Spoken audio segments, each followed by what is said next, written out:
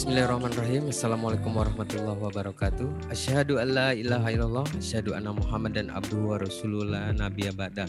Masih disiarkan dari Jalan Tiban 2, Perumahan Taman Sari Indah, Blok B nomor 1 Tiban, Batam, Indonesia. 104,3 Sela FM Radio Silaturahim.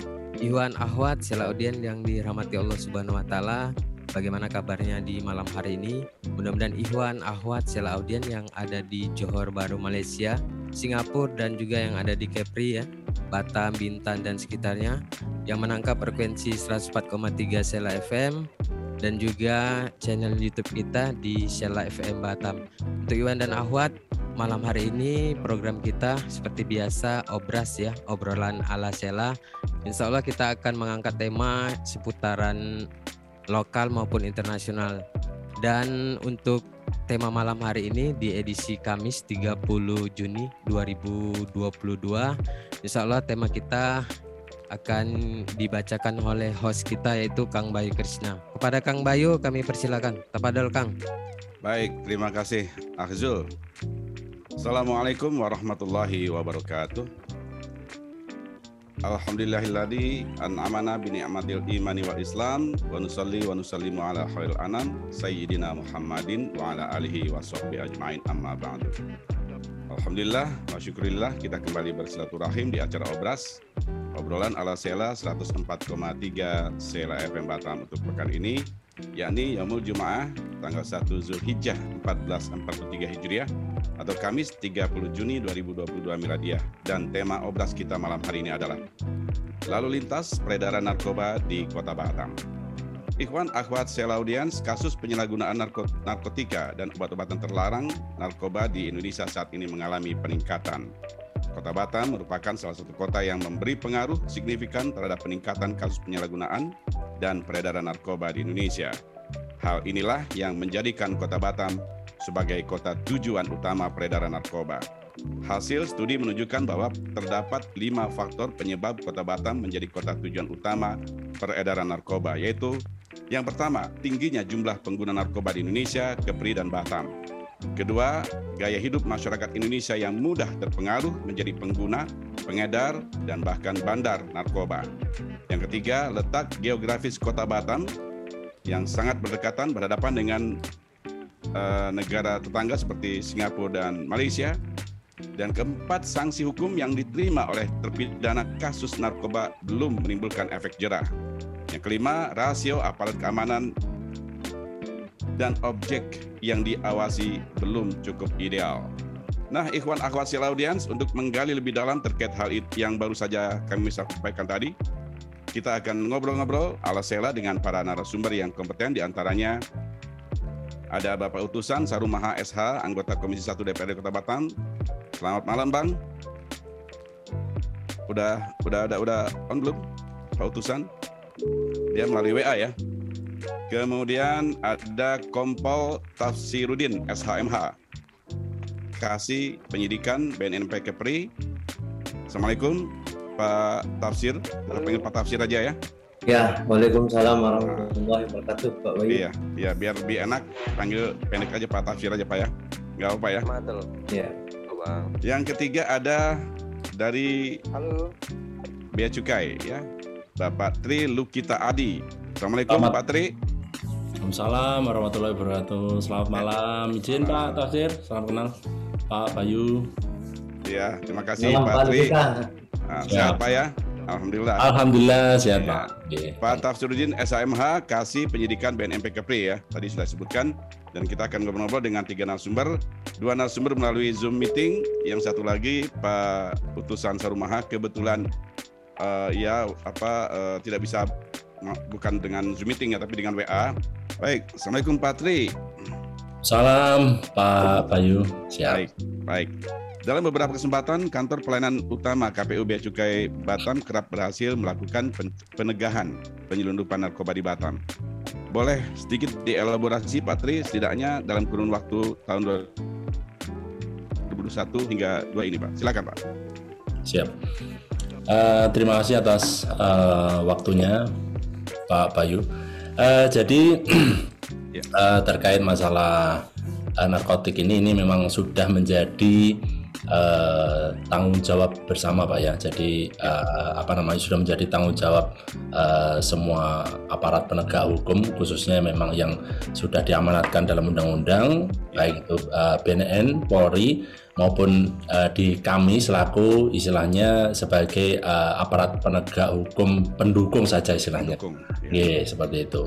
Tapi memang kaitannya dengan koordinasi, kolaborasi dan sinergi itu memang wajib dilakukan. Kemudian untuk selama tahun 2021 sampai dengan 2022 kita memang beberapa kali melakukan penindakan atau penegahan terkait barang yang diduga tapi sudah dibuktikan dengan baik dari uji lab maupun dari uji pendahuluan. Itu adalah kategori NPB, yaitu narkotika, psikotropika, dan prekursor. Kalau dilihat dari jumlah barangnya, itu memang sebagian besar itu masih didominasi untuk narkotika jenis sabu. Kalau bahasa ininya metamfetamin ya, betul Pak. Kemudian kalau dari sisi modus operandi seperti yang disampaikan oleh Pak Tafsir tadi, memang sebagian besar itu memang dari laut yang selama ini kami jumpai. Tapi untuk di laut sendiri sebenarnya itu secara jumlah di kami tidak begitu banyak, karena memang kalau kaitannya dengan di laut biasanya itu wujud wujud kolaborasi dan kerjasama lah, kerma antara misalkan dari teman-teman BNN, dari BNNP atau dari teman-teman Polri, yang baik dari selevel di daerah maupun yang di pusat. Tapi sekali nangkep biasanya langsung besar Pak, karena memang asalnya memang dari laut semuanya gitu. Kemudian karena kami secara diamanatkan dalam undang-undang itu terkait pengawasan untuk orang, barang maupun sarana pengangkut yang keluar masuk ke Batam, karena Batam ini unik Pak ya. Batam ini unik di mana memang ini dinamakan kawasan bebas lah, kawasan bebas. Kalau di peraturan pemerintah 41 2021 itu kan dinamakan KPBPB Pak ya. Jadi kawasan kawasan bebas dan pelabuhan bebas. Betul. Nah, di situ memang untuk kategori sesuai yang diamanatkan dalam PP tersebut di pasal 29 kalau tidak salah. Jadi memang untuk barang yang keluar atau masuk ke dalam kawasan bebas tadi itu wajib di bawah pengawasan Bea Cukai. Nah, atas amanat itulah kami bertanggung jawab untuk melaksanakan pemeriksaan setiap barang atau sarkut maupun orang yang keluar masuk ke Batam. Dan memang untuk Batam tadi kebetulan kalau dilihat dari modusnya itu memang sepertinya dijadikan sebagai tempat transit ya. Mohon izin Pak Tafsir kalau salah mohon dikoreksi.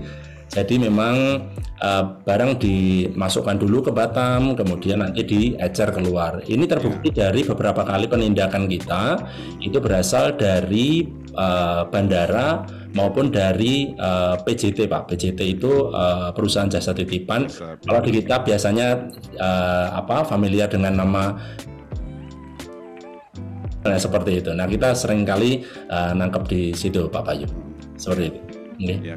Kemudian juga ada yang baru-baru ini saya baca di bandara ya. Itu kayaknya modusnya sama seperti yang dulu-dulu melalui lubang anus ya. Betul. Nah, itu seperti apa Pak? Prosesnya bisa Bea Cukai bisa menangkap pengedar tersebut atau bukan pengedar, kurir ya? Kurir. Silakan Pak. Siap. Jadi memang untuk modus yang dipakai yang biasanya melekat ke tubuh Pak ya.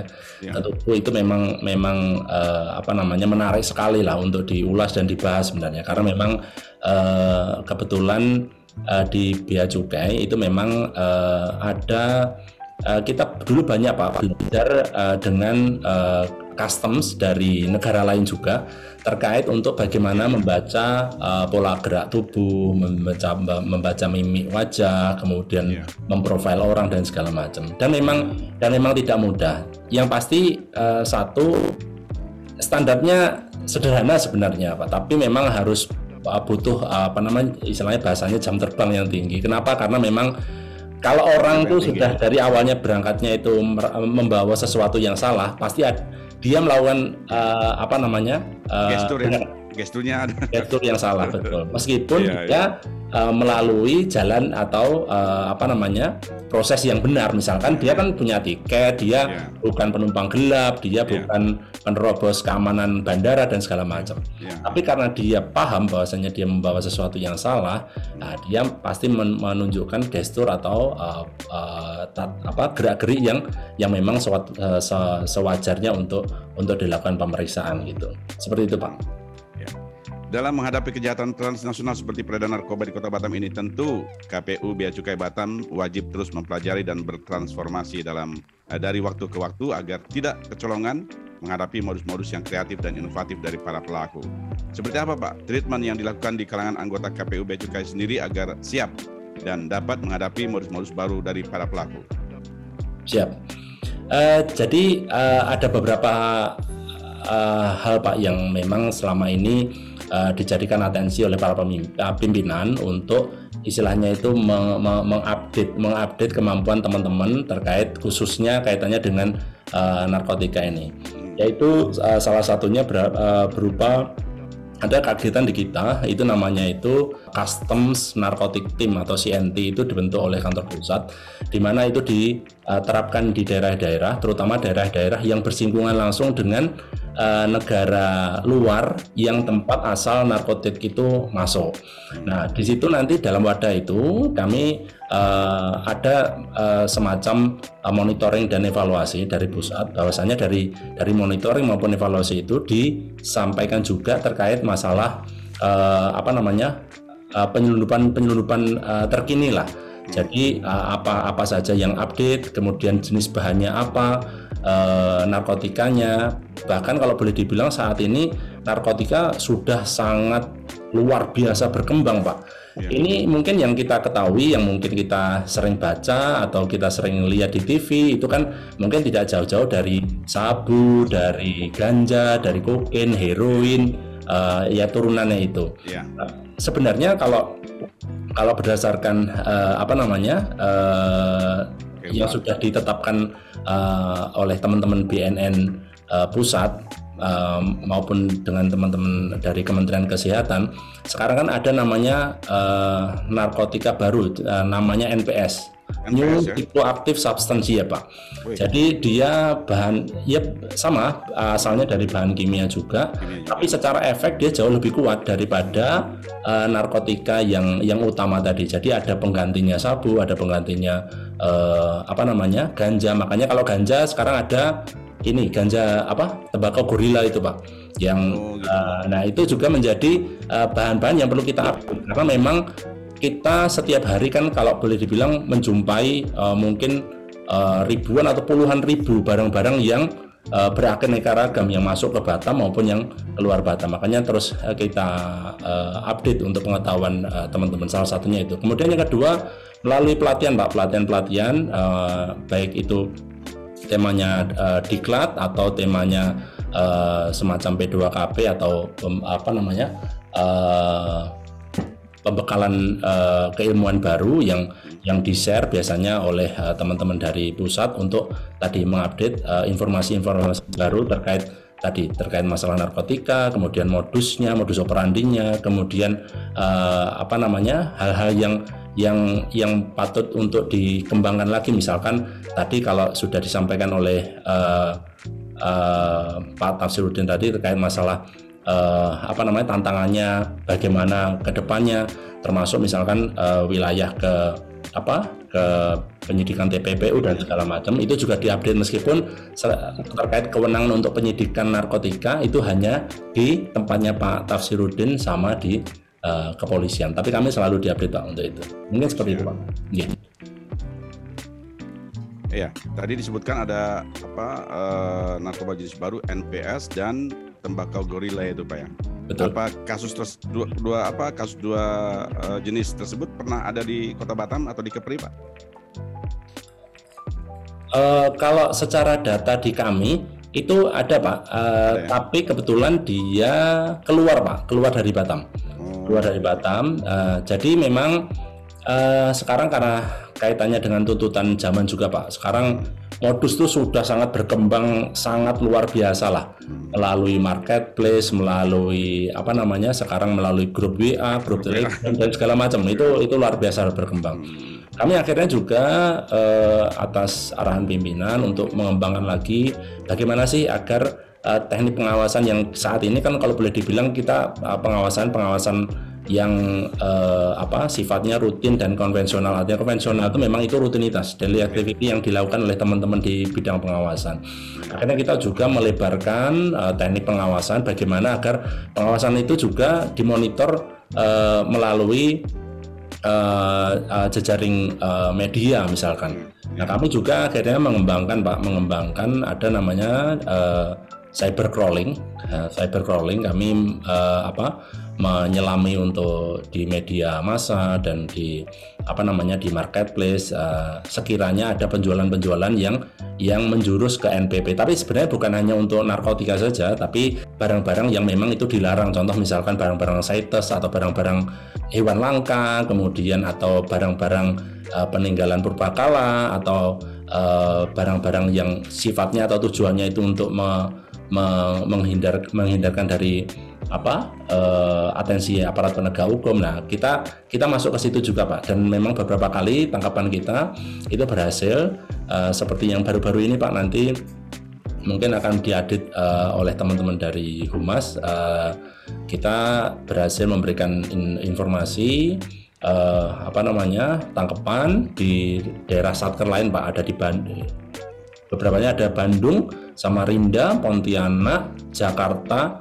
Itu pengiriman ganja Pak, pengiriman ganja dari wilayah luar Batam itu ke tujuan itu tadi yang saya sebutkan tadi melalui mekanisme tadi Pak, cybercrawling tadi Pak. Cybercrawling.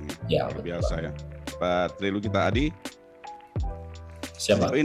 Sejauh ini Pak, modus-modus apa saja yang pernah ditemukan dalam penegakan kejahatan transnasional di Kota Batam ini Pak? Baik. Khususnya untuk narkotika Pak, yang yang tadi yang sudah saya sampaikan yang sering dipakai itu yaitu salah satunya melalui perusahaan jasa titipan tadi Pak, yang dikirim ke daerah-daerah tujuan, contoh misalkan ke Jakarta, ke Surabaya, ke Lombok yang sering juga itu melalui tadi Pak perusahaan jasa titipan tadi. Kemudian yang kedua itu melalui tadi Pak yang dengan kurir. Iya. Itu biasanya mereka modus yang dipakai yaitu internal concealment kalau bahasanya, itu dimasukkan dalam bagian tubuh Pak ya. Ya, bagian tubuh itu melalui melalui anus ya. Itu satu orang kalau yang sudah bahasanya sudah pro Pak, itu bisa masuk sampai dengan 200 gram Pak per orang itu. Luar biasa. Jadi kalau misalkan katakanlah 5 orang nih berangkat isinya masing-masing 200, sudah 1 kilo juga. 1 kilo juga betul. Ya betul Pak. Jadi dengan iming-iming uang untuk membawa itu, rata-rata mereka diupah antara 10 sampai 25 juta per sekali berangkat membawa 200 gram itu. Dibawa ke tempat tujuan, dia menahan sakit Pak, karena memang sakit kan, jadi memang posisinya seperti itu. Dan memang menarik Pak narkotik itu, karena memang iming-imingnya sangat luar biasa. Jadi pernah saya waktu di pusat itu juga sama Pak, jadi modusnya kalau ini swallow Pak, ditelan.